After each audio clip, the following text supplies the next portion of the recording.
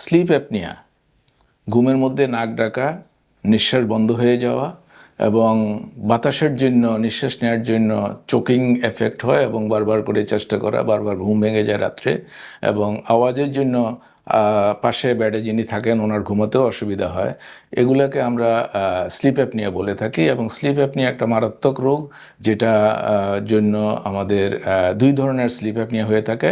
একটাকে আমরা বলি ব্রেইনের এফেক্টের জন্য সেন্ট্রাল স্লিপ অ্যাপনিয়া, আর একটা হলো obstructive sleep apnoea. Obstructive sleep অ্যাপনিয়াটাই কমপ্লিটলি কিউরেবল এবং এটার কারণে বেশ নাক ডাকে এবং নাক ডাকা ছাড়া সাথে সাথে দেখা যায় সকালবেলায় ঘুম থেকে ওঠার পরে মর্নিং হেডেক, ইনসাফিসিয়েন্ট স্লিপ, সারাদিন একটা ড্রাউজি, একটা ঘুম ঘুম ভাব, কোনো কাজে কনসেন্ট্রেট করার অসুবিধা। এরা সাধারণত স্থূলাকার, মোটা হয়ে থাকে এবং ওজন বেড়ে যায়। এদের ডায়াবেটিস হয়, ব্লাড প্রেশার হয়, হার্ট অ্যাটাক এবং স্ট্রোকের পরিমাণ অনেক বেশি হয় স্লিপ অ্যাপনিয়া যাদের থাকে। এনারা যারা ঘুমের মধ্যে নাক ডাকেন এবং সকালবেলা ঘুম থেকে ওঠার পরে যাদের প্রপারলি ঘুম হয় নাই বলে মনে করেন এবং দিনের বেলায় ড্রাউজিনেস থাকে, ওনারা অবশ্যই ডাক্তারের চিকিৎসার জন্য যাওয়া উচিত।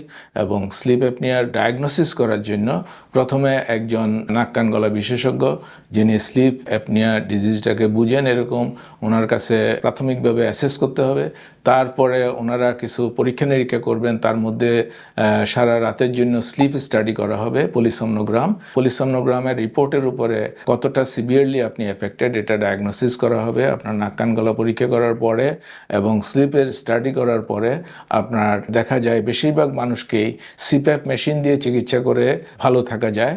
যারা সিপ্যাপ মেশিন ঠিকমতো ব্যবহার করতে পারেন না অথবা সিপ্যাপে যাদের প্রতি যথেষ্ট উপকার হয় না, ওনাদের জন্য অপারেশন করে নাক কান গলার এয়ার প্যাসেজটাকে সম্পূর্ণ খুলে দিলে ওনারা সম্পূর্ণ স্বাভাবিক নতুন জীবনযাপন করতে পারেন। এতে করে দেখা যায় অনেকেরই যাদের ব্লাড প্রেশার আছে ওনাদের ব্লাড প্রেশার কমে যায় এবং কারো কারো ব্লাড প্রেশার ওষুধও লাগে না।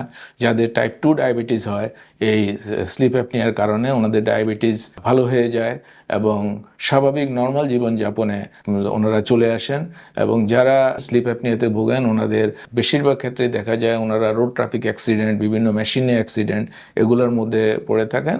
এবং ট্রিটমেন্টের জন্য সিপ্যাপ মেশিন, সার্জারি করা অথবা ওজন কমানো একটা খুব ইম্পর্টেন্ট জিনিস, এটা খুব গুরুত্বের সাথে খেয়াল করতে হয়।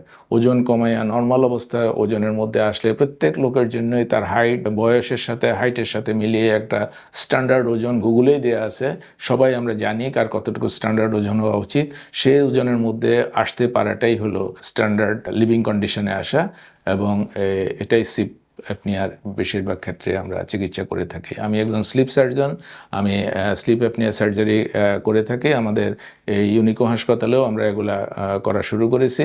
কাজেই আপনারা কোনো চিকিৎসার জন্য ইউনিকো হাসপাতালের হটলাইনে অ্যাপয়েন্টমেন্ট নিয়ে আমাকে দেখিয়ে পরবর্তী চিকিৎসার পরামর্শ নিতে পারেন এবং চিকিৎসা করাতে পারেন।